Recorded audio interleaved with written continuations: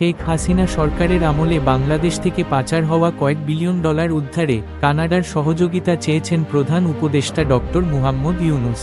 ৪ ফেব্রুয়ারি রাষ্ট্রীয় অতিথি যমুনায় ঢাকায় নিযুক্ত কানাডার হাইকমিশনার অজিত সিং এর সঙ্গে বৈঠককালে তিনি পাচার হওয়া সম্পদ শনাক্তকরণ, ফ্রিজ ও উদ্ধারের সহায়তা চান। প্রধান উপদেষ্টা বলেন, শেখ হাসিনার স্বৈরশাসনের সঙ্গে সংশ্লিষ্ট অভিজাত শ্রেণী ঘনিষ্ঠ ও রাজনীতিবিদরা বাংলাদেশ থেকে কয়েক বিলিয়ন ডলার চুরি করেছে এবং টরেন্টোর কুখ্যাত বেগম পাড়া এলাকায় সম্পদ কেনাসহ এর একটি অংশ কানাডায় পাচার করা হয়েছে। তিনি আরও বলেন, পাচারকারীরা জনগণের কাছ থেকে টাকা চুরি করে বেগমপাড়ায় সম্পদ কিনেছেন।